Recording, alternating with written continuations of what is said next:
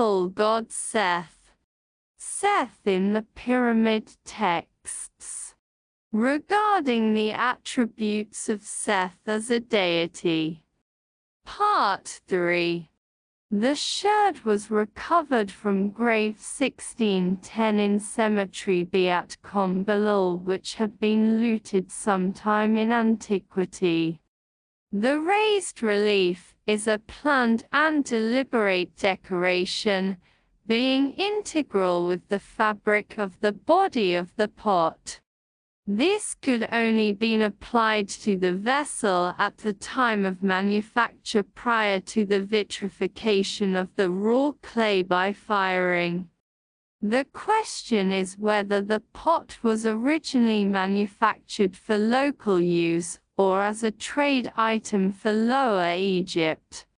The red crown is traditionally associated with Lower Egypt, but as discussed by COIC, contacts between Upper and Lower Egypt were rare during the Naqadai period. The reason being that Lower Egypt had not developed a suitably stratified society capable of manufacturing and supplying suitable reciprocal trade goods that would have been the basis of a direct commercial relationship with Upper Egypt. This lack of trade would suggest that the pot was manufactured for local consumption and the red crown decoration was a local glyph understood by the populations as representing the headdress of the ruler of Nubt.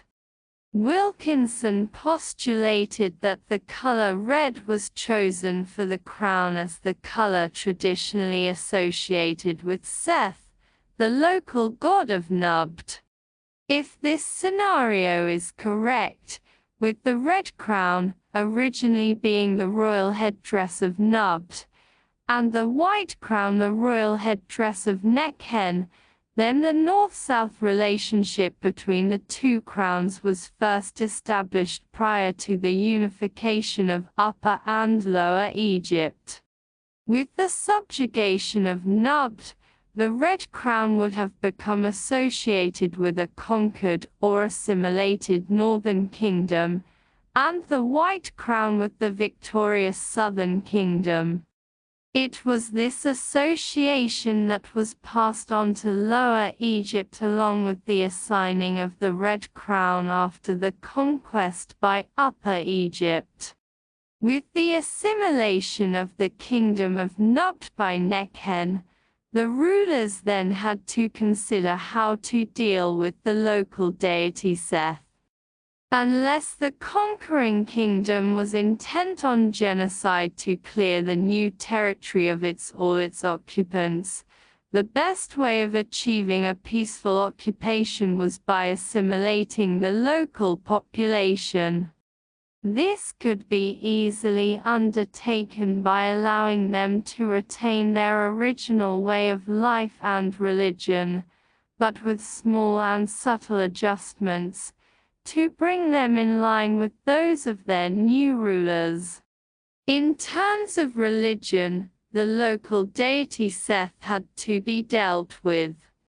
The pyramid text spell W17, in the Pyramid of Unas, refers to the fire and light being extinguished in the house of the Ombite. This could refer to the historic disruption of Seth worship after the initial conquest of Nubt. Although there appears to have been a temporary break in Seth worship, he could not be just expunged from Nubt's religious history, which could have resulted in unrest within the local population.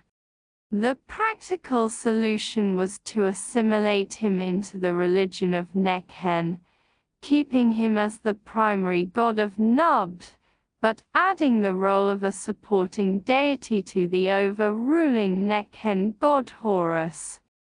This may have resulted in a change of character or function for him. If he was a dangerous desert deity, as suggested above, Then his pairing with Horus as his opposite was a solution: earth and sky, aggressive and placid, desert and fertile land, Horus representing the light side of creation and Seth the dangerous, but necessary dark side. Seth would have retained his function as a dangerous desert deity and local god, but would be the counterpart and second half of a duality with Horus. This pairing would be the beginning of a pantheon of major deities that would be expanded to suit developments in religious thinking during Egyptian history.